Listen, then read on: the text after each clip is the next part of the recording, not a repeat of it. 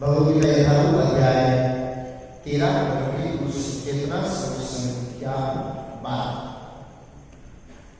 के माध्यम से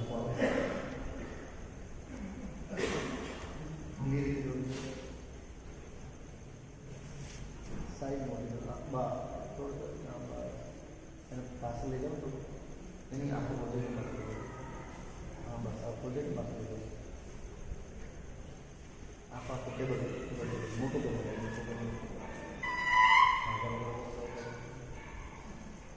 करो अंदर में अध्याय जाओ ये पास टेबल पर कर दो।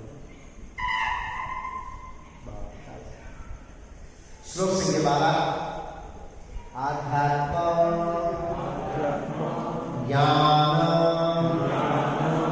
नित्य तत्व तत्व ज्ञान अर्थ दर्शन एतत् ज्ञान इति प्रोक्तम् अज्ञान यतो अन्यथा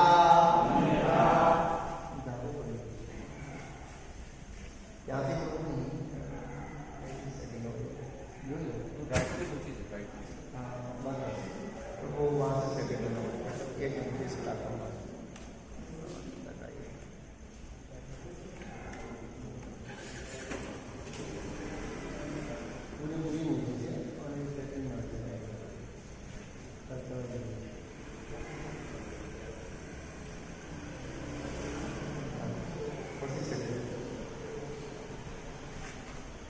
आध्यात्म ज्ञान नित्यत्वम् तत्व ज्ञान तदर्शनम् एतद् ज्ञानम् इति प्रोक्तम् ज्ञानं यतो अन्यथा आध्यात्म ज्ञान नित्यत्वम् तत्व ज्ञान तदर्शनम् एतद् ज्ञानम् इति प्रोक्तम् ज्ञानं यतो अन्यथा आध्यात्म ज्ञान नित्यत्वम् तत्व ज्ञान तदर्शनम् एतद् ज्ञानम् इति प्रोक्तम् ज्ञानं यतो अन्यथा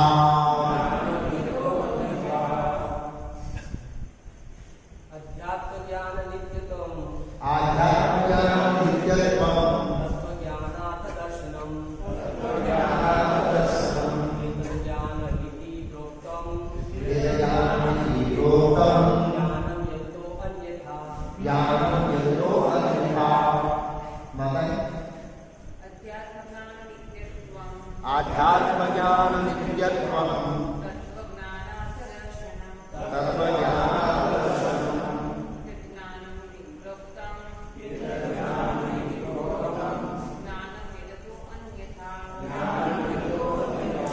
शब्दार्थ अनुवाद और तात्पर्य श्री रविन्द्रनाथ भक्ति विधान स्वरूपा विश्वम संस्थापक आचार्य द्वारा आध्यात्म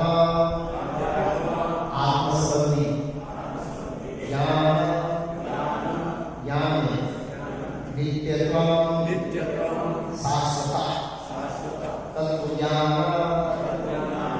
सत्य के ज्ञान से अर्थ हेतु दर्शन दर्शन शास्त्र एतत् यह सारा ज्ञान ज्ञान इति इस प्रकार प्रोक्तम् घोषित अज्ञानम् ज्ञान यथा जो अतः इससे अन्यथा अन्य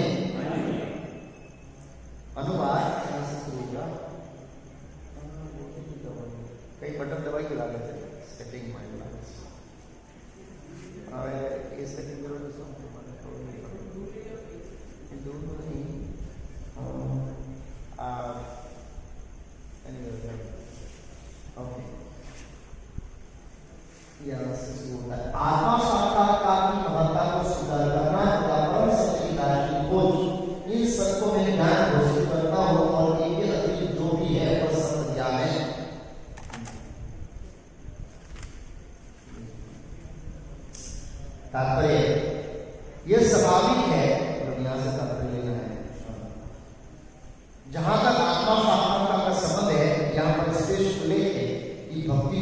व्यवहारिक है।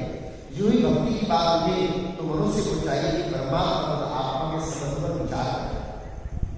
आत्मा तथा परमात्मा कभी एक नहीं हो सकते हैं।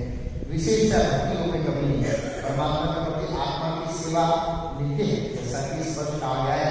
अतः भक्ति शाश्वत नित्य तत्व है। मनुष्य को इसी दार्शनिक भावना में स्थित होना चाहिए। श्रीमद् भागवत में 1.2 में 2.11 में व्याख्या की गई है। वदन्ति तत्व पुण्यसम विज्ञान अद्वयम। जो परम सत्य की राशि ज्ञाता है वे जानते हैं कि आत्मा का साक्षात्कार 3 रूपों में किया जाता है। ब्रह्म, परमात्मा, भगवान। परम सत्य के साक्षात में भगवान पराकाष्ठा पे होते हैं। अतः मनुष्य को चाहिए भगवान को समझने के पद तक ऊपर उठे और भगवान की भक्ति में लग जाए। यही ज्ञान की भूमिका है। वीर नम्रता से लेकर भगवत साक्षात्कार तक की विधि है। वीर नम्रता से लेकर भगवत साक्षात्कार तक की विधि भूमि से चलकर ऊपरी मंजिल तक पहुंचने के लिए सीढ़ी के समान। इस सीढ़ी में कुछ ऐसे लोग हैं जो अभी पहली सीढ़ी पर है, कुछ दूसरी पर है, कुछ तीसरी पर, किंतु जब तक मनुष्य ऊपरी मंजिल तक नहीं पहुंचा जो कि कृष्ण का ज्ञान है, तब तक वह ज्ञान की निम्न अवस्था में ही रहता है। यदि कोई ईश्वर की बराबरी करते हुए आध्यात्मिक ज्ञान की प्रवृत्ति करना चाहता है तो उसका प्रयास विफल होगा। यह स्पष्ट आ गया है कि विनम्रता के बिना ज्ञान संभव नहीं। अपने को ईश्वर समझना संबंधी गर्व है। यदि जीव शरीर प्रकृति के कठोर नियमों द्वारा ठुकराया जाता है, फिर भी वो अज्ञान के कारण से होता है कि ईश्वर। ज्ञान का शुभारंभ अर्थात विनम्रता से होता है। मनुष्य को विनम्र होना चाहिए। परमेश्वर के प्रति विद्रोह के कारण ही मनुष्य प्रकृति का अधीन हो जाता है। मनुष्य को इस सच्चाई को जानना चाहिए और इसमें विश्वास होना चाहिए, स्थिर होना चाहिए। ओम ज्ञानाञ्जनस्य शलाकया चक्षुरुन्मीलितं येन तस्मै श्री गुरुवे नमः। नमो विष्णुपादाय कृष्णपृष्ठभूतले श्रीमते भक्तिवेदान्त स्वामी इति नामिने नमस्ते सारस्वते गौरवाणी प्रचारणे निर्विशेष शून्यवादी पाश्चात्य श्री कृष्ण चैतन्य प्रभु नित्यानंद श्री अद्वैत राधा श्रीवास गोविंद हरे कृष्णा कृष्णा कृष्णा हरे हरे हरे राम राम राम हरे हरे। तो हम चर्चा कर रहे थे भगवान कृष्ण ज्ञान के 20 अंग पर चर्चा कर रहे थे। किसके अंग पर? ज्ञान के 20 अंग। तो हमने लास्ट तक चर्चा किया था मयि च अनन्य योगेन भक्ति व्यभिचारिणी। मेरे प्रति अव्यभिचारिणी भक्ति, ये भी एक ज्ञान का अंग है। और श्रील प्रभुपाद जी तात्पर्य में और आचार्य ने बताया कि जितने भी ज्ञान के 20 अंग बताए भगवान ने, उसमें ये अंग महत्वपूर्ण है। मयि च अनन्य योगेन भक्ति अव्यभिचारिणी। अव्यभिचारिणी मतलब स्थिर भक्ति। लेकिन हमें याद रखना चाहिए कि स्थिर भक्ति आएगी ये ज्ञान के 20 अंग को सेवन करने से। सेवन करने का मतलब उसको जीने अपनाने से आएगी, ऐसे ही है। अव्यभिचारिणी मतलब स्थिर भक्ति। यहां तक चर्चा किया। तो आगे कहते हैं विविध देश सेवित। विविध देश सेवित का प्रभुपाद जी ने ट्रांसलेशन किया है एकांत स्थान में रहने की इच्छा।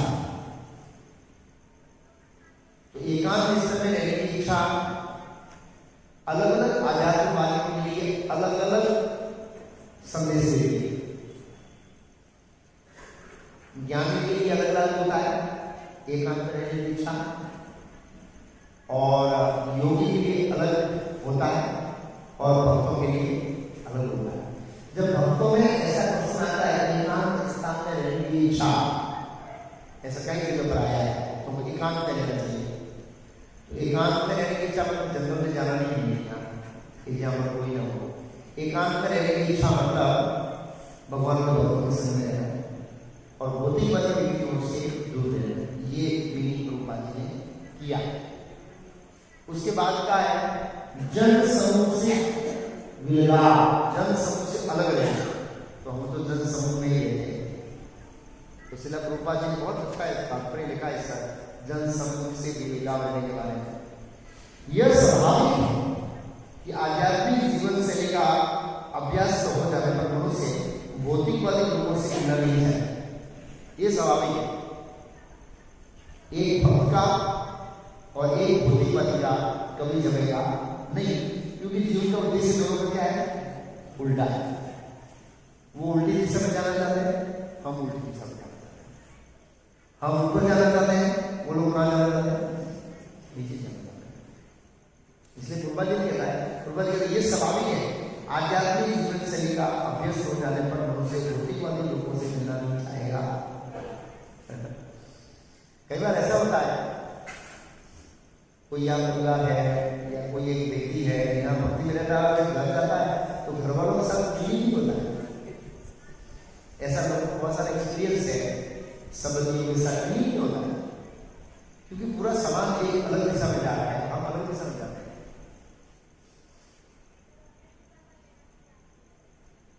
तो एक बार एक भक्त थे, वैसे मतलब दोनों पति पत्नी मिलने आए थे, तो बोला हम घर गए थे और हमारे लिए ऐसा हुआ था और ये सो गए तो मेरे पिताजी को सब को बुरा लग गया। उन्होंने कुछ भजन रखा होगा, लेकिन हमारा भजन और भौतिकवादी लोगों का भजन में भी अंतर होता है। वो लोग भजन सामाजिक लोग मनोरंजन के लिए रखते हैं, हम हरे कृष्ण मंत्र जप करते हैं, नहीं करते हैं ऐसे। तो मुझे पूछ रहे थे क्या करना चाहिए। ठीक है, परिस्थिति के अनुसार भाग लेना चाहिए, लेकिन हमें अंदर से क्लियर होना चाहिए कि ये सब होता नहीं है, लेकिन परिस्थिति ऐसी है इसलिए ऐसा करना पड़ता है। अब लेकिन जहाँ हो सके वहाँ पर टालना चाहिए, लेकिन जहाँ नहीं टाल सकते वहाँ पर तो ऐसे करना पड़ेगा। लेकिन यहाँ पर ये स्वाभाविक है। अगर हमको ये भौतिकवादी लोगों से अलग रहने की इच्छा नहीं होती है तो समझना हमारे अंदर भक्ति का भाव पैदा नहीं होगा। ये क्लियर, हमें हृदय को जांचना चाहिए कि हमारे अंदर भक्ति का भाव नहीं है। अगर हम भौतिकवादी लोगों के संग की इच्छा रखते हैं और उनकी बातों में रस लेते हैं और उनके कार्यों में रस लेते हैं तो समझना चाहिए कि हमारे हृदय में कुछ गड़बड़ है, समझ में या भक्ति में गड़बड़ कठिन है। लेकिन एहसास तो होना चाहिए कम से कम कि ये संग सही इस तरह से। श्रील प्रभुपाद जी क्यों बार बार चलते मामलों बहुत इस पर जवाब वो दिया है, फोकस किया है। साधु संग लो मात्र साधु संग सरस्वती हो है। प्रभुपाद आगे कहते हैं मनुष्य को चाहिए कि वो परीक्षा करके देख ले कि वो अवांछित संगति के बिना एकांतवास करने का हक सक्षम है। अवांछित संगति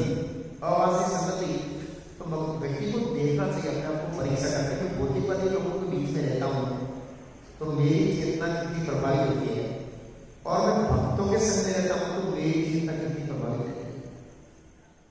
तो मैं मेरा अपना एक्सपीरियंस कहता हूँ। हम लोग गए थे जगन्नाथपुरी पर मुझे भक्ति का समागम की व्यास पूजा में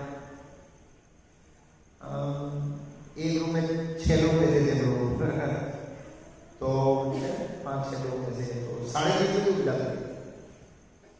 सीधा मंगलारती किया, कैंपस के अंदर सोलामाला किया, कैंपस के अंदर गुरु पूजा किया, गुरु महाराज का लेक्चर हुआ, प्रसाद लेते 10:30 बज जाते, रूम पे आते फ्रेश होते, वापस दूसरा कार्यक्रम एक कार्यक्रम मिस किया, दोपहर को लेक्चर 1 बजे पूरा होता, प्रसाद लेते लेते 3 बज जाते या 2:30 बज जाते, रूम पे जाते आधा घंटा झपकी ले लेते, वापस से 4:30 बजे आ जाते और रात को 10-11 बजे 3-4 दिन ऐसे बीता पता ही नहीं लगा भौतिक दुनिया क्या है, समुद्र कैसा देखने भी नहीं है ऐसे।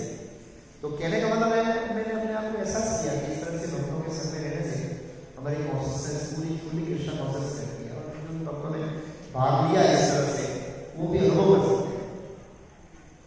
और उसकी जगह हम लोग वापस आ रहे थे ट्रेन में, ओह इतनी भीड़, इतने कर्मी, इतने गाने बजा रहे, इतने मोबाइल, 4 तरफ से मोबाइल घेरे हुए हैं जैसे कैदी को पुलिस वाले घेरे रहते हैं, बात बजा है, चारों तरफ से गाना चल रहा है। अब कान में पड़ता है तो माइंड को एस्केप होता है, लेकिन सरल कीर्तन मैदान के अंदर कभी भी ऐसा ही गायक नहीं बजा और न ही तो कोई ट्यून बजी, क्योंकि महाराज के कैंपस में स्ट्री कहता है कि मोबाइल साइलेंट हो और बजे भी नहीं।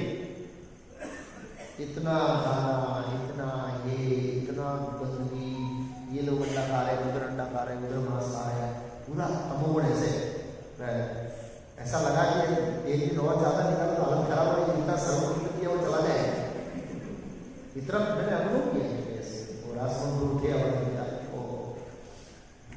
तो तुरंत एहसास कर सकते हैं लोग, तुरंत उनके जो नेगेटिव वाइब्रेशन है वो हमारे ऊपर पड़ते हैं। इसलिए प्रभुपाद जी ये बड़ा समझा रहे हैं, फार्म कम्युनिटी इसलिए चाहते हैं कि वहाँ अब होइए।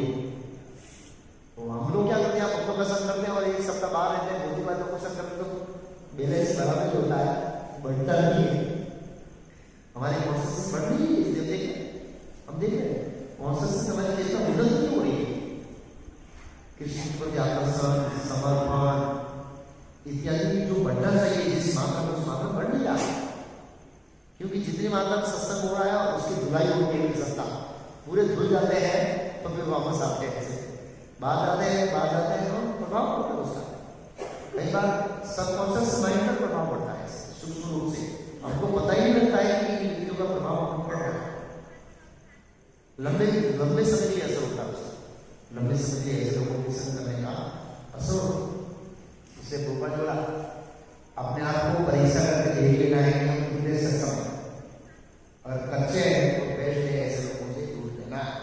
भोपाल जोड़ा ये स्वाभाविक है कि भक्त में ओके आ गया उसका दूसरा है तो जन समूह से मिलाप, जन समूह से मिलाप इनका बस अलग रहेगा, क्योंकि जन समूह के पास ज्ञान नहीं है, वो ज्ञान है और वो अज्ञान होने के कारण शरीर के संबंधी भी चर्चा करेंगे, उससे आगे ऊपर नहीं जाएंगे। शरीर से संबंधित देश, राज्य, परिवार, समाज, उससे वो आगे जाएंगे नहीं, तो उनके पास ऑब्जेक्ट नहीं है, उनके पास ज्ञान नहीं है। तो और भक्त है वो शरीर की भावना से बाहर निकल जाता है, पूरा उल्टा ज्ञान है उसके पास कि शरीर क्या है, आत्मा, इसका अभ्यास करना है और पूरा समाज इसकी ओर जा रहा है।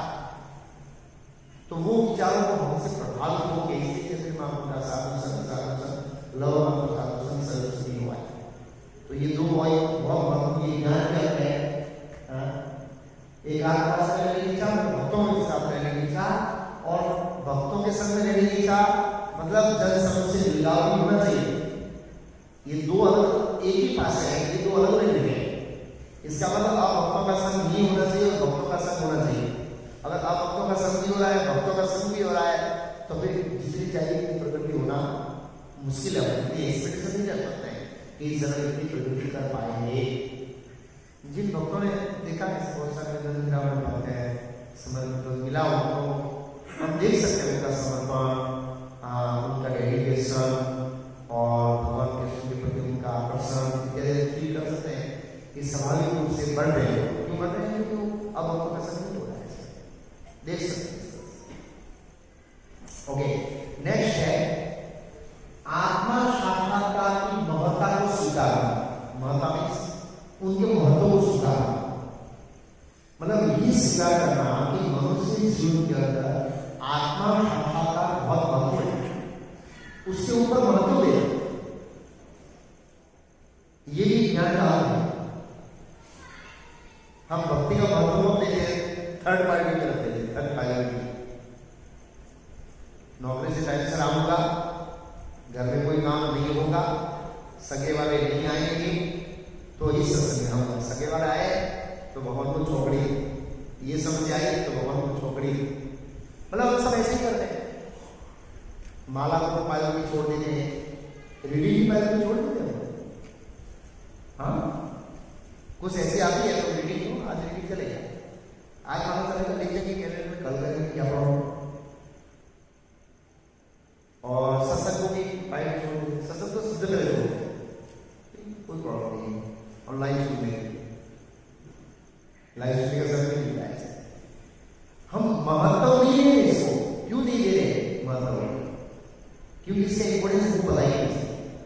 एक विद्यार्थी होता है 12 का, वो सब कुछ छोड़ देता है मनोरंजन, क्यों? उसको महत्व होता है इससे मेरा कैरियर बन जाएगा। क्या बन रहा है? 12 और 10 में मेरा कैरियर बनने वाला है,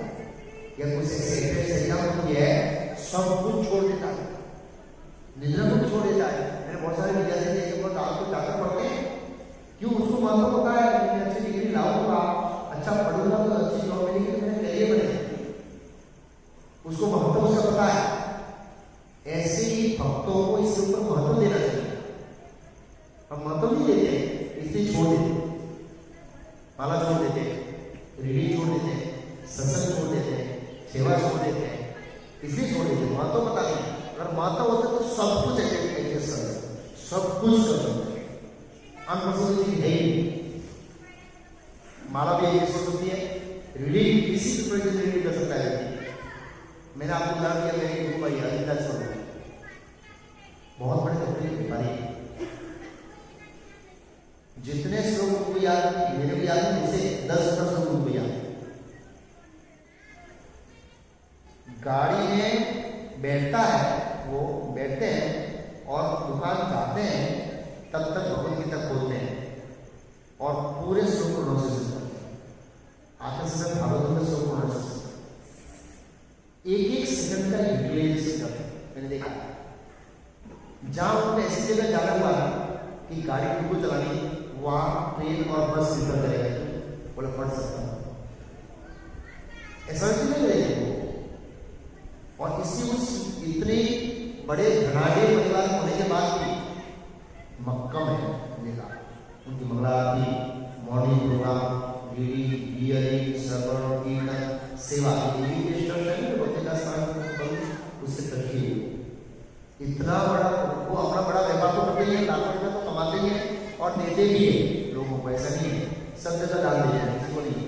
अभी विद्यानगर वाले गए थे, लोगों को भी याद दे दिया, जाओ ले जाओ, मंदिर बना रहे, 11 लाख दे दिया, हमको दिया है, वर्णाश्रम देते हैं, सेलम वाले जो भी जाते काम देते हैं, कमा अच्छा करता है। लेकिन समर्पण, खुद ने बहुत बड़ा जमीन लिया है, आगे जाके मंदिर बनाने वाला 16 करोड़ की जमीन लिया, अभी जस्ट सोचा हुआ है, थोड़े दिन में वो प्रोग्राम चालू कर देगा। बहुत बड़े व्यापारी है, बहुत व्यस्त करने वाले, आप साथ रहेंगे तो पता लगेगा कितने व्यस्त है, लेकिन फिर भी उनको इनका महत्व पता है कि मानव जीवन बहुत दुर्लभ है और इसमें आत्मा साक्षात्कार को प्रायोरिटी देना चाहिए, वो उन्हें बहुत क्लियर हो गया।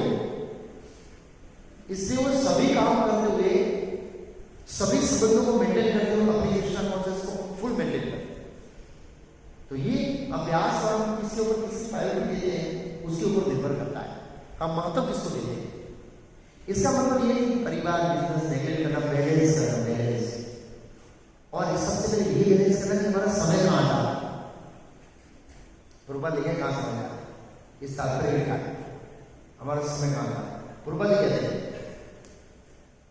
ये स्वाभाविक है कि भक्त में व्यर्थ खेलकूद या सिनेमा खाने या किसी सामान्य विषयों में सम्मिलित होने की कोई रुचि नहीं होती है। तो यहां पर हमारा समय जाता है सोशल एक्टिविटी। सोशल एक्टिविटी में जाना कोई प्रॉब्लम नहीं है, कई बार हाजिर करने के लिए जाना पड़ता है, जाए पहले डायरेक्शन के लिए निकल पूरा हो गया। ऐसा नहीं है कि शादी के एंट्री स्टार्टिंग में बैठे और वो लोग आपको बहुत आजीजी करे कि बहुत बैठो, तो उनसे छूटने का मेरे पास उपाय है। क्या है उपाय? वो उपाय ये है, भगवत श्रद्धा शुरू कर दो। बोले मैं आता हूँ, वो आपको छोड़ के चला जाएगा, कभी नहीं बोलेगा यार वो। तो हम ट्रेन में आए तो लोग सीट ढूंढ रहे थे, जगह नहीं थी, जो भी सीट बैठे आता हम उसको विश्वास को मिला देते। हमारे विषय और मोबाइल मांग लेते हैं, आदमी डर था, कुछ नहीं बोलते, मोबाइल ये ऐप डाउनलोड करो, वीडियो देखो, वो भागता है। तो कहने का मतलब है भौतिकवादी लोगों को जी चुराना है तो भगवत चर्चा लोगों को चले। कई बार वो देखो ये तो मानते नहीं, क्या करना, रहना पड़ता नहीं, भगवत चर्चा करो, तो वो तो साझा हो गए और वो वातावरण बदल देगा। तो कहने का मतलब है कि कई बार जाना नहीं पड़ता है, लेकिन बहुत टाइम आ जाता है इससे। फिर बोलते ये बताया तो बाद में सिनेमा, अब सिनेमा तो हाथ में आ गया, पूरे वर्ल्ड की सिनेमा कहाँ पर है भाई? व्यक्ति खोलता है टिकट बुक करने के लिए, इसके वजह से पता है, और इतना दुनिया में ब्रह्मांड में शेयर करके आता है और टिकट बुक तो होती ही वेटिंग आ जाता है, क्या जाता है? हाँ, तो ये देखना है कि हमारा कीमती समय कहाँ जा रहा है। मैं भी कई बार बहुत सारी टेक्नोलॉजी का रिसर्च कर रहा हूँ वीडियो बनाने के लिए, तो मैंने अपने आप को किया कि जो चीज हमको टेक्नोलॉजी में यूज करना है उसका तो परफॉर्मेंस बहुत कम प्राप्त होता है, विशेष करने के बाद दूसरी फॉर्म से बहुत प्राप्त होता है। तो फिर हमको फोकस होना चाहिए इस तरह से कि हमारा समय चला जाए कि कई सारे ऐसे प्रोग्राम होते हैं जो मनोरंजन के लिए होते हैं और उससे मनोरंजन होता है लेकिन उससे आध्यात्मिक प्रगति नहीं होगी। तो इसलिए भक्तों को प्रभुपाद जी कहते हैं यहाँ खेलकूद, सिनेमा या किसी सामाजिक उसमें में सम्मिलित होने की कोई रुचि नहीं होती। क्यों? क्योंकि वह जानता है कि ये समय की व्यर्थ गवानी, समय की बर्बादी। तो हमें बहुत तोड़ना चाहिए कि मैं यहाँ जा रहा हूँ, ये काम कर रहा हूँ, ये कर रहा हूँ, ये कर रहा हूँ, ये कितना महत्वपूर्ण है। और इसमें मैं आध्यात्मिकता को कैसे उपयोग कर सकता हूँ, मैं पठन कैसे कर सकता हूँ, श्रवण कैसे कर सकता हूँ, और फोन कॉल से कोई सेवा है तो फोन कॉल से सेवा कर सकता है इत्यादि बहुत सारी चीजें रुचि प्रभुपाद कहते हैं। अच्छा हाँ कुछ हाँ ओके आगे प्रभुपाद आगे बता रहे कुछ लोग रिसर्च करते हैं, ऐसी चीजों पे रिसर्च करने के लिए अपना जीवन गवा देते, खास करके जो व्यक्ति जिस रिसर्च से जन्म मृत्यु जरा की समस्या हल नहीं होती है वो किसका की। इसलिए हमारे आचार्य भजन गाते हैं और हमें चौकन्ना करते हैं, हरी हरी भले जन्म गवाई मनुष्य जन्म पाया राधा कृष्ण नाम। तो ये समय है, इसको बराबर यूज करना चाहिए कि मनोरंजन में मेरा बड़ा समय लगता है। निसंदेह हम सब ग्रस्त हैं और ग्रस्त होने के हमारे बहुत सारी जवाबदारियां हैं। उन जवाबदारियों को होने के बाद भी हमको चौकन्ना रहना है कि हमारा समय ऐसी चीजों में न जाए जिसको भक्ति में यूज कर सकते थे लेकिन हमारी लापरवाही के कारण वो यूज नहीं हुआ। ये बहुत महत्वपूर्ण है। वहां पर एक ड्रामा हुआ था हरीश महाराज का, तो इतने बड़े राजा होते हुए भी हमें पता भागवत में है वो भक्ति के 9 अंगों को संपन्न करते थे और वो कितने बड़े राजा थे तो भूमंडल के राजा, श्रवण कीर्तन विष्णु स्मरण, उन्होंने अपने सभी इंद्रियों को भगवान की सेवा में लगाया था। तो हम प्रश्न कर सकते हैं कि यार ये कैसे हो सकता है। अगर हम सिंसियर है तो भगवान बुद्धि देंगे, भगवान बुद्धि देंगे, आप लोग भगवान को प्रार्थना करेंगे तो वो मैं 1 सेकंड भी संसारिक कार्य में व्यस्त नहीं करना चाहता और मुझे बुद्धि लीजिए। तो भगवान कहीं कहीं लाइक करेंगे, देखो ये मेरा समाज गलत बर्बाद हो गया, इसकी जगह तो ये कर सकता था, तो फिर दूसरी बार जो होने लगे। इस तरह से अपने समय का यूटिलाइज, क्योंकि देखो हमारे जीवन के अंदर 70 साल लिखे हैं, उसमें 1 सेकंड आगे पीछे नहीं होगी। ये हमें याद रखना चाहिए और ये भी याद रखना चाहिए वो चाणक्य पंडित का स्मृत अनित्यम नित्यत्व, अनित्यम नित्यता, नित्य स्मरण करोगे संसार अनित्य है। कैसा सर नित्य स्मरण करो ये संसार अनित्य है, स्मरे अनित्यम नित्यत्व, इस तरह से स्मरण करो तो वो हमारा 70 साल का कोटा तो बढ़ेगा नहीं, उस कोटे के अंदर रहकर ही हमको सिद्धि प्राप्त करना है। वो जो कोटा दिया है भगवान ने उसमें ऐसा नहीं भक्त बनेंगे तो भगवान का करेंगे लाइफ स्टार्ट कर लेंगे, चल भाई तू भक्त बना मैं 20 साल तेरे को बढ़ा देता हूँ, ऐसा नहीं होगा। उसी 70 साल की और उसी 60 साल की उसी 50 साल के अंदर हमको जो प्रगति हाईएस्ट प्रगति करना है वो आगे पूर्वज बताएंगे वो प्रगति कर ले, नहीं तो दूसरा जन्म पक्का है। ये हमको मैं लेके चलना चाहिए। और कई बार हम लोग क्या करते हैं, मैं खुद आती सीरियस हो जाएगी थोड़ी देर इस तरह, और कई बार बूढ़े हो जाते हैं और जाने की तैयारी करते हैं, ठीक है 1 जन्म और लेने क्या प्रॉब्लम है, इतना 84 लाख ले लिया था, एक ले लेंगे अगले जन्म में सिद्धि प्राप्त करेंगे और अगले जन्म में फिर यही इच्छा करेंगे क्या प्रॉब्लम है, एक और ले लेते हैं। ऐसे करते करते हम लोग होते जगह कितने जन्म निकालेंगे, एक जन्म निकालने क्या प्रॉब्लम, ऐसा होता है। एक ही बार तो जन्म एक ही बार जन्म का तो ऊपर, इससे लाभ दूसरे जन्म नहीं होगा, एक बार जन्म होगा तो एक बार मृत्यु होगी बस, ये तो कोई बड़ी बात थोड़ी है। ऑलरेडी जन्म का दुख तो था, मृत्यु का झटका आएगा क्या करेंगे, सब करेंगे। लेकिन इस तरह से माइंड सेट करेंगे तो करोड़ों जन्मों तक यही माइंड सेट रहेगा, ये हमें ध्यान रखना चाहिए। तो भक्तों को यहाँ पर कृपा होते हैं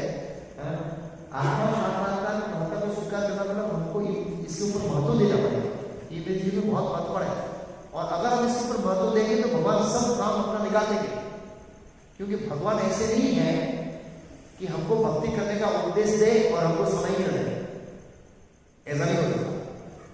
भगवान उपदेश दे कि सर्व धर्मान प्रत्यक्ष करो, सब कुछ मुझे समर्पित करो, मेरी बुद्धि लगाओ और फिर भी तुम्हारा संसारी कर्तव्य बजाओ, ये भी भगवान कहे। तो भगवान दोनों को करने की बुद्धि क्षमता सबको दे। अर्जुन को दिया, अर्जुन को भगवान ने कहा महापुरुष युद्ध से पहले अर्पित करो बुद्धि, मेरे को मन बुद्धि अर्पित करो और युद्ध करो, स्मरण करो। तो भगवान ने अर्जुन को वो स्मरण करने की क्षमता दी और साथ साथ में बाढ़ छोड़ने का सत्ता दिया ताकि सामने वाला उस बाढ़ में मरे, दोनों दिए। तो इसके लिए अभ्यास जरूरी है थोड़ा। तो भक्तों को इस महत्ता को स्वीकार करना, भक्ति का जो महत्व है वो बहुत जरूरी है। आत्मा साक्षात्कार करना ये जीवन का परम कर्तव्य है, उसके ऊपर हमारा महत्व होना चाहिए, पायलटी होनी चाहिए, तभी हम लोग आगे प्रगति कर सकते हैं। तो प्रभुपाद जी ऐसे दार्शनिक है जो प्रकृति के विषय में शोध करते हैं, फिलोसोफर्स, और कई बनने के बाद बोला मैं पीएचडी करूंगा, साथ करूंगा। वो पीएचडी करने जाते हैं ना, तो फिर उनकी भक्ति में शिथिलता आ जाती है।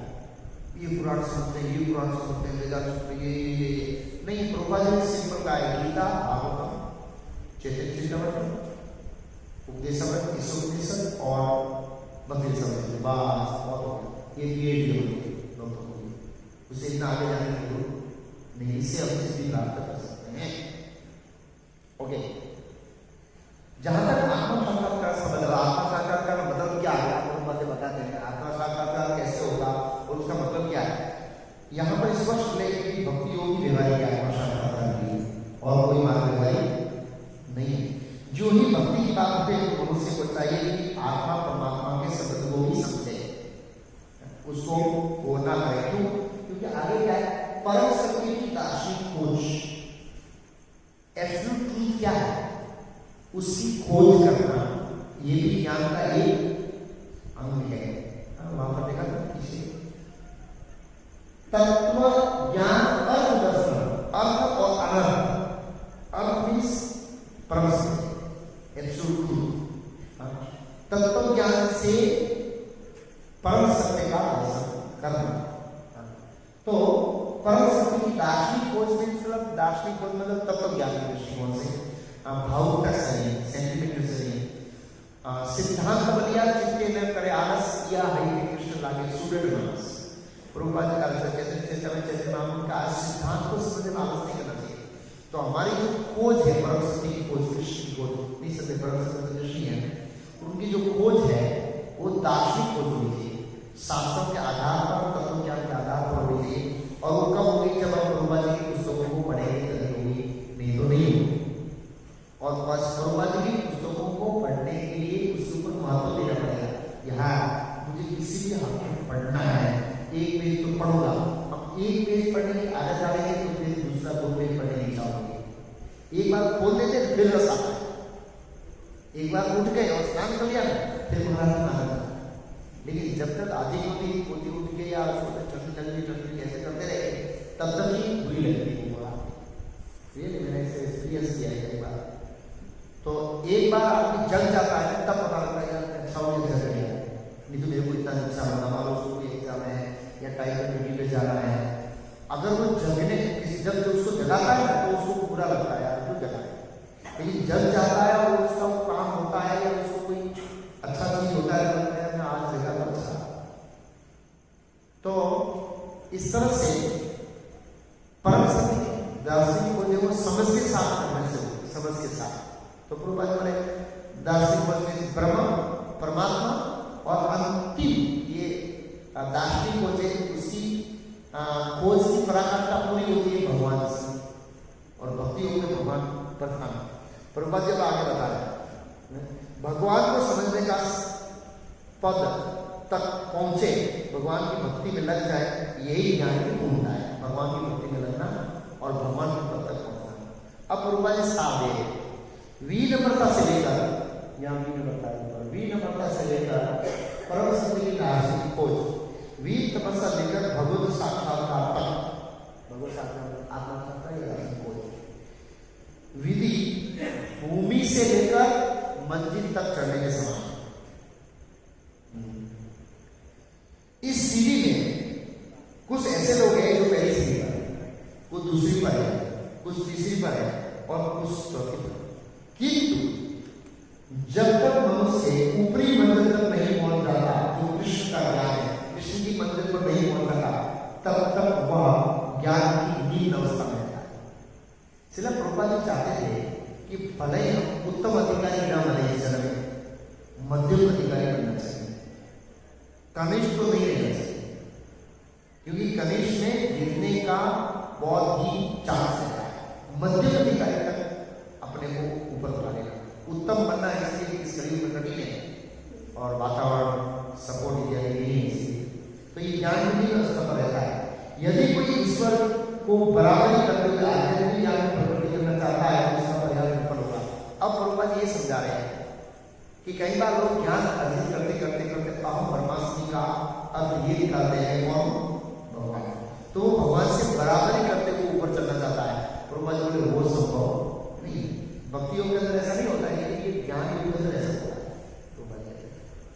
प्रभुपाद जी का स्पष्ट है, वी नंबर तक मेरा ज्ञान संभव नहीं है। सबसे पहले वी बता दीजिए, भगवान की बराबरी नहीं होनी चाहिए, ये होनी चाहिए जीवन स्वरूप है कृष्ण दास।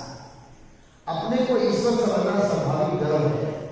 यदि जीव सदैव प्रकृति के कठोर नियमों द्वारा ठुकराना चाहता है, फिर वह अज्ञान के कारण सोचता है कि ईश्वर इसका ज्ञान का शुभारंभ अमानियों या वीरवत्ता से होता है। मनुष्य को वीर होना चाहिए। परमेश्वर के प्रति विद्रोह के कारण मनुष्य प्रकृति के अधीन हो जाता है। मनुष्य को इस सच्चाई को जानना और इसे विश्वास होना चाहिए कि हमारी ये बुद्धि जगत के अंदर बद्ध अवस्था है। ये इसलिए है कि हमने इस प्रकार किया है भगवान से, या फिर भोक्ता बनने के भगवान से कॉम्पिटिशन किया है, इसलिए ये अवस्था हमको आ गई है, नहीं तो ये अवस्था नहीं आती। तो ये ज्ञान के 20 अंग बताए, मैं रिपीट कर लेता हूँ, सात देता हूँ। पहला था नम्रता, दूसरा था दर्पहीनता, तीसरा था अहिंसा, चौथा सहिष्णुता, फिर सरलता, प्रमाणिक रूप के पास जाना, पवित्रता, स्थिरता, आत्मसंयम, इंद्रिय व्यक्ति विश्व का त्याग, अहंकार का अभाव, जन्म मृत्यु चर्या रोग के दोषों की अनुभूति, वैराग्य, संतान स्त्री घर ताते की ममता से मुक्ति, अच्छी बुरी घटनाओं के प्रति संभाव, ये बुद्धि जगत का स्वभाव ऐसे हो रहेगा, संभाव, मेरे प्रति निरंतर अनन्य भक्ति, एकांत स्थान पे रहने की इच्छा। और मेरे मतलब एकांत का मतलब है कि ऐसी जहां पर भक्ति के अंदर बाधा उत्पन्न हो, ऐसी जगह हमें माला ऐसी जगह करना चाहिए जहां कोई डिस्टर्बेंस ना हो। इसलिए ये बहुत बताया है भक्तों के लिए माला करने के बहुत काम आता है। जहां डिस्टर्बेंस ना हो, जहां कोई बुलाए नहीं, ऐसा समय हमको रखना चाहिए जिसमें हम अच्छी माला कर सकें इत्यादि ऐसे। तो एकांत स्थान में रहने के साथ जन समूह से विलगा और भौतिकवादी लोग हैं उनसे अलग रहना। अलग रहने का मतलब ये भी नहीं होता है दूरी। कई बार हमको परिस्थिति ऐसी होती है कि उनके साथ रहना पड़ता है, लेकिन अलग रहना है उनके विचारों से। उनके विचारों को स्वीकार नहीं करना है, क्योंकि उनके विचार से इंद्रिय भोग से प्रेरित होते हैं, चाहे वो देश के संबंधित हो, समाज के संबंधित हो, परिवार के संबंधित हो या अपने संबंधित हो, कहीं ना कहीं उनकी दिलचस्पी रहती है। तो कई बार भौतिकवादी लोगों के साथ रहना पड़ता है। कई बार हो सकता है हमारे माता पिता भक्त ना हो, पूरे भौतिकवादी हो, उनके साथ भी काटना पड़ेगा। लेकिन हमें याद रखना चाहिए माँ बाप है ठीक है, उनके साथ रहना ठीक है, लेकिन उनके विचारों के साथ सहमत नहीं। हम आपके विचारों के साथ सहमत नहीं, बस आपकी सेवा करेंगे, सब कुछ करेंगे। तो हम अगर दृढ़ होंगे, हमारा आचरण दृढ़ होगा, तो उनके ऊपर उसका प्रभाव भी पड़ेगा। हम उनके वो हमारे विचारों से प्रभावित होंगे, ऐसा भी हो सकता है। तो जन समझ मिलगा इस तरह से रहता है। आत्मा साक्षात्कार की महत्व देना, मतलब आत्मा साक्षात्कार करने की जो विधि है उसके ऊपर महत्व देना। तो सबसे पहले माला, 16 माला के ऊपर महत्व। कुछ भी हो, 16 माला छूटनी नहीं चाहिए। एक भी छूट गई तो मन आदत डाल देगा, रोज फिर आंकड़ा करेगा मन एक्सक्यूज करेगा। फिर बोला कौन देखता है, कई बार देखते नहीं, कौन देखता है मेरा 16 माला नहीं हो रही है।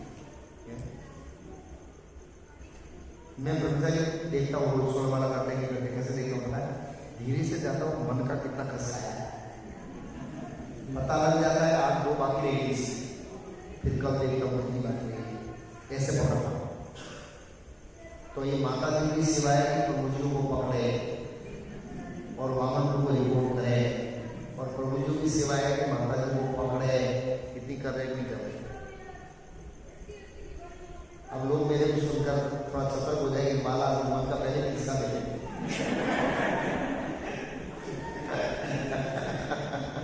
इसका 16 गिनती रहते हैं कोई और देखे, लेकिन हम जान सकते हैं सुबह गिनती से मारा जा रहा था। मैं ऐसे वर्क करता हूँ तो सुबह 6:30 बजे गायब हो गया, ठीक है। अब उसके ऊपर CID लगाओ, इसलिए दूसरी माला का पूरी की नहीं, रियली जरूरी है। ये ब्रह्मचारी आश्रम के लिए फायदा है। जब प्रेशर आता है तो आदमी हाँ मतलब सही छूट रही है। इन ग्रस्तों को कौन देखेगा, बाबा को बात है, तुम्हारी रिपोर्ट पूछते हैं तो मोबाइल लिख देते हैं, कोई देखता नहीं है। रियली तो इसको सेल्फ सीडिंग कहते हैं। माया अपने आप को धोखा देना शुरू कर रहा है। रियली मैं कौन रियली किसने देखा, मेरे 5 पेज पढ़े 50 पेज रिपोर्ट डालूंगा, कौन देखे, कोई नहीं।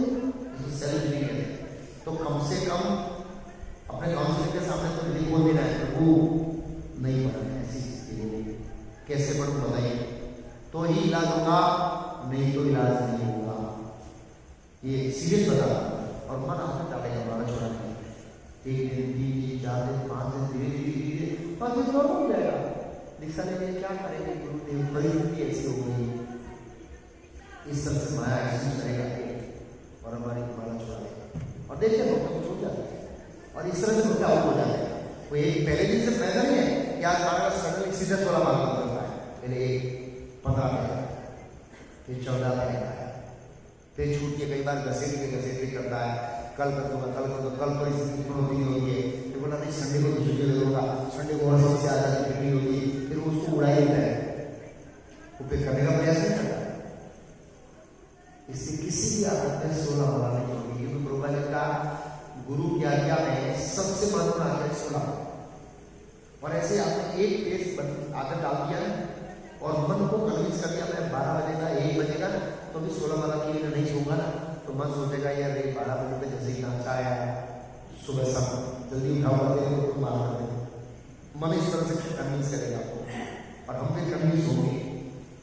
रीडिंग का ऐसा एक पेज का आदत डाल दिया रीडिंग का, तो फिर पेज शुरू कर दो, पेज 3 पेज आदत नहीं डाला तो फिर चला जाएगा। बड़ा श्रवण तो कर रहा हूँ और श्रवण हम लोग घूमते फूमते सेवा करते या दूसरे कुछ करते हैं तो क्वालिटी श्रवण नहीं होता है।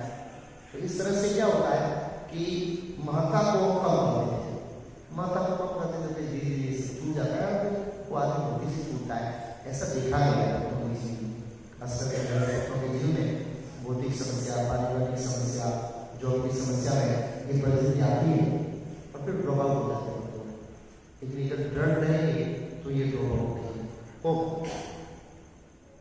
तो ये मेरे प्रति भक्ति ज्ञान के 20 अंकों में सर्वाधिक है, उस प्रश्नों में करेंगे। अगला टॉपिक होगा के स्मरण।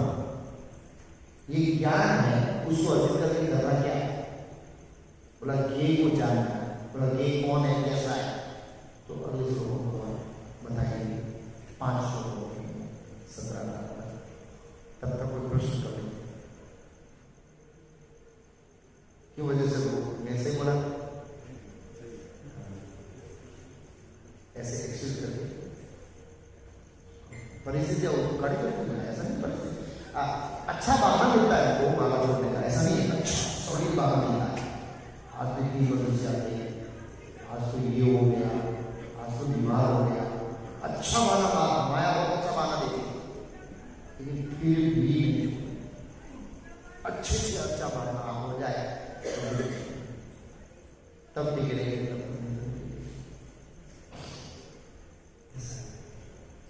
किसी का कोई प्रश्न है इसके बारे में चर्चा है? और कुछ प्रश्न खोलेंगे तो नीचे लोगों का खुलेगा।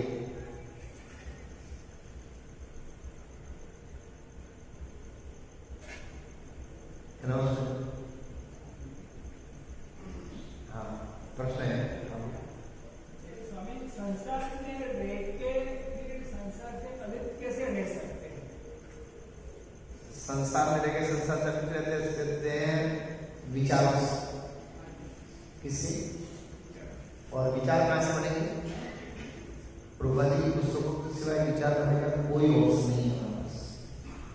विचारों से विचार आध्यात्मिक जो है वो बनाने साथ में रहते हुए भी अलग प्रभुपाद जी कैसे समझा देते थे कि बाप है कंपनी में काम कर रहा है, बेटा बीमार है, उसका मन कहाँ है? बेटे में, उसका हाथ चल रहा है। ऐसे ही हमारा मन भगवान में है और संसार के कर्तव्यों को हम चला रहे हैं तो कोई आपत्ति नहीं है, ये तो भगवान ने बोला है। इसके लिए हमको ये शास्त्र का अध्ययन ऐसे करना पड़ेगा, कभी ऐसी चेतना को बिल्डाव हो सकता है, अलग हो सकता है संसार लोगों के साथ, क्योंकि गृह शास्त्र को छोड़ तो नहीं सकते। तो विचार शादी करने को